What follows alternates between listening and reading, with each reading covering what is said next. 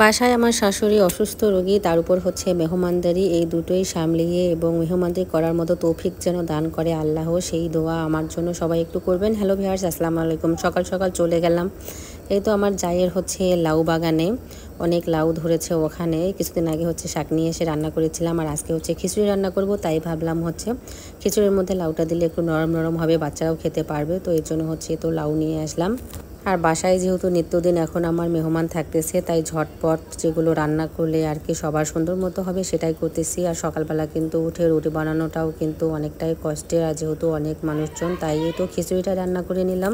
মুগের ডাল, মসুরের ডাল, তার সঙ্গে হচ্ছে আমার আর এক যা আবার পেঁপে দিয়ে গেল, পেঁপে লাউ দিয়ে, আর সঙ্গে হচ্ছে ধনিয়া পাতাটা দিয়েছি। এই স্মেলটা অনেক ভালো লেগেছিল খেতে। আর আবার আমার ছোট ননস বলতেছে যে একটু ঘুটনি দিয়ে নাড়াচাড়া করে দাও, দেখবে খিচুড়িটা অনেক সুন্দর নরম সফট হয়েছে। তো যাই হোক, ভালোই লাগলো অবশ্য।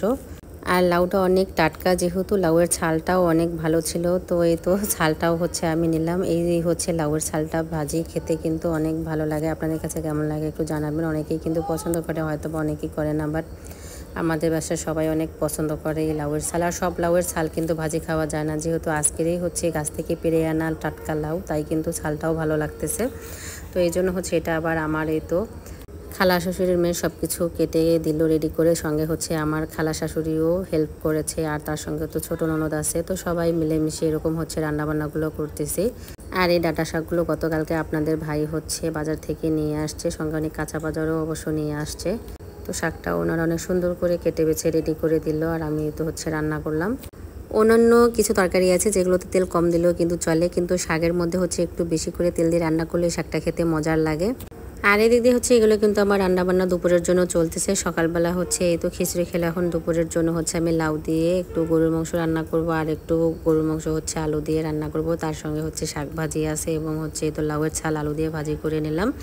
তো এদিক দিয়ে সবগুলো মশলা কষিয়ে হচ্ছে আমি কিন্তু মাংসটা হচ্ছে বসিয়ে দিলাম।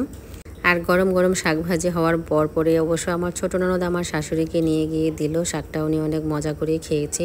তো মজার বিষয়, আমি কিন্তু প্রথমে শাক রান্না করে নিই। প্রথমে হচ্ছে তো লাউয়ের ছালটা আলু দিয়ে ভাজি বসিয়ে দিয়েছিলাম, তো আর শাকটা কিন্তু ভেজে রেখেছিলাম। এই শাকগুলোতে কিন্তু অনেক বালু থাকে, তাই হচ্ছে শাকটা পারলে 10-15 মিনিট ভিজিয়ে রেখে একটু ভালোভাবে পরিষ্কার করে নিতে হবে, তাহলে কিন্তু বালুটা নিচে পড়ে যায়। আর তখনই কিন্তু হচ্ছে শাক ধুয়ে নিলে সঙ্গে সঙ্গে ভিজে না রেখে বালুটা কিন্তু সহজে যায় না। তো এইদিকে হচ্ছে শাক ভেজে রেখেছি আর আমি ভাজি করতেছিলাম। তো আমার শাশুড়ি দরজার সামনে গিয়ে বলতেছে 1 ঘন্টা আগে শাক বসিয়ে দিয়েছে, এখনও শাক হয়নি। তখনই বুঝলাম যে হয়তো বা শাক খেতে ইচ্ছে করেছে, তাই হচ্ছে ভাজির পরে কিন্তু আমি শাকটা রান্না করে নিলাম। আর এই দিক দিয়ে হচ্ছে আজকে আমাদের তো রান্নাঘরের দেয়ালগুলোতে আপনাদের ভাই পানি দিয়ে দিচ্ছিল, কারণ কালকেও পানি দেওয়া হয়নি। গত কয়েকদিন ধরে আমার শাশুড়ি ওনার বাবার বাড়িতে খুবই যেতে চাচ্ছিল, তাই আজকেই তো গাড়িতে করে আমার মেজো ননদ সহ আর কি পাঠিয়ে দিলাম। তো আজকের ভিডিওটা এই পর্যন্তই। কেমন লাগলো অবশ্যই কমেন্টসে জানাবেন। আল্লাহ হাফেজ।